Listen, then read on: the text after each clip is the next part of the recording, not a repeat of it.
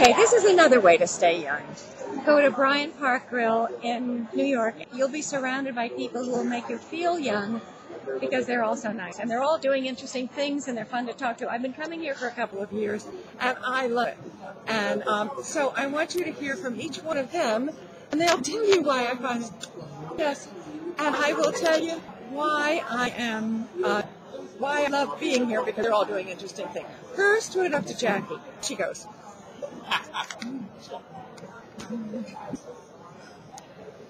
Hi, I'm Jackie. Yeah, Jackie, tell us what you do. Currently, I am studying Pilates.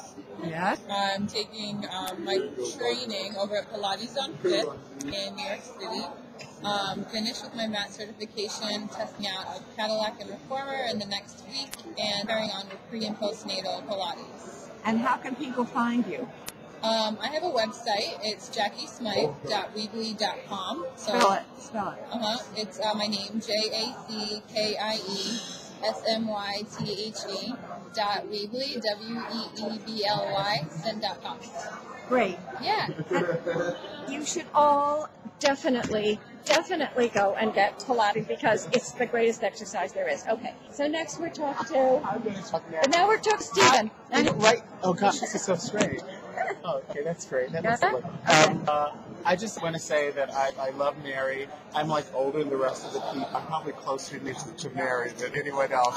I find her inspirational because, I'm at a crossroads in my life where I'm trying to figure out what I'm going to do. And I worked a lot in fashion before this and also the music industry. So this is just like a crossroads, something to do. And she's, been instrumental in letting me know that, this is not an end or this is not a defeat or anything. It's just, she's letting me know that, you need to be brave. You need to go out there and try new things. And when I see her coming in here and her, wonderful demeanor, I feel better. I feel better about what the things I do, that I'm here, because I don't always feel so great that I'm here, but I feel better, I should get out there and do more things. And so I'm just glad I know her. I'm glad I'm here to be with her. And I'm glad I'm here with my quarters too. So thank you, that's Stephen. it. Thank you very much. Oh, that was perfect. Thank you. That was your I love that because that's really means so much to me, Stephen. Thank you. And we will stay young together. So next, Monica. Monica's going next. This is Monica, and I met her first when I came here, and I was all alone coming in here the first time, and she made me feel like I was she didn't care if I was just this one person all by myself. She just made me feel I want you to playwright and actress and everything else. So let her tell you about what she does. Make sure, are you centered, everything? Okay? All right. You can move it. Okay. All right. Hi, I'm Monica Round.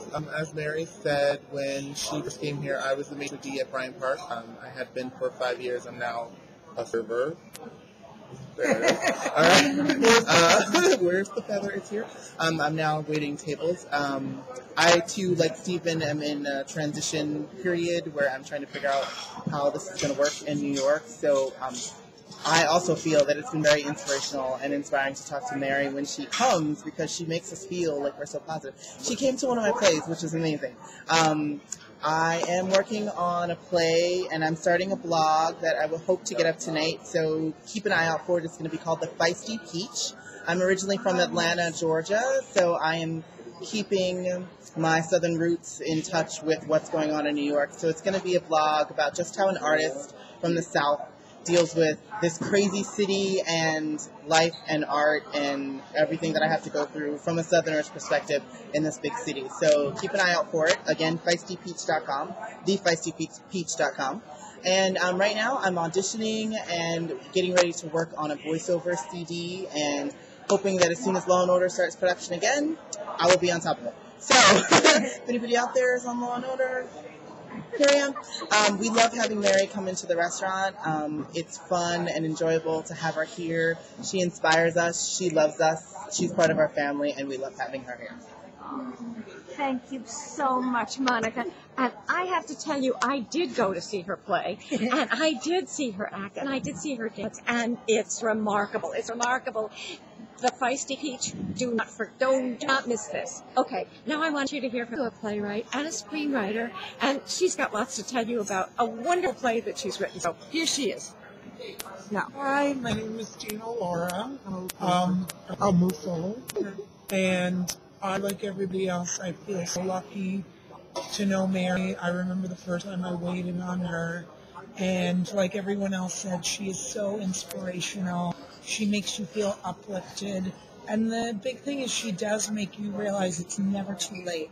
It is never too late to do something that you want, to reinvent yourself, and that's what I see her doing all the time. She's so happy and full of life and young. So it makes me feel young because I was starting to feel old. So I'm grateful that I know her and glad to be here. She's not at all old. So yeah, I feel like what Mary is saying is so true. I started as an accountant, and then I moved into musical theater. I even did publicity for rock bands for a few years. So I've done a whole host of things, and now recently I've mostly been doing writing. My latest play is called The Day Martha Chose to Ignore God, which was actually inspired by one of the servers that works here. And it's an absurdist comedy about faith and how faith affects the decisions that we make. And when this character, Martha, chooses to ignore a message from God to do a water cleanse, what normally would have been an uneventful day at a medical waste facility turns into a test of Martha's faith. But with the help of her atheist and superhero aspiring co-worker Seth, a mysterious temp named Fred, and a dead elephant named Lucky, Martha begins to realize that maybe God isn't the only thing that she believes in. And what inspired me to tell this particular story was that faith is something that's universal to all of us. It's something we question, whether it doesn't have to be religion. It can be faith in yourself, faith in the universe. And I think it's something that we can all relate to when we see the show. And I just think that this story takes you on this wacky but heartfelt journey and reminds you don't ever give up faith in yourself.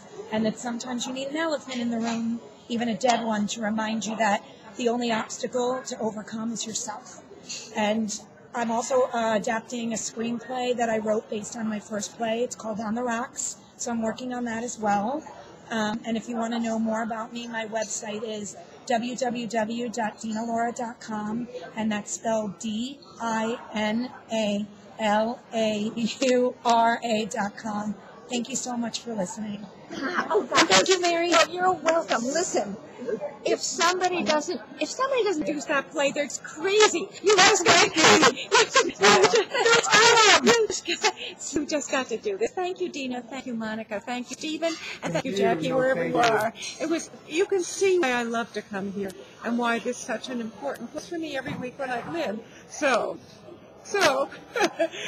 I'll see you next time. Bye.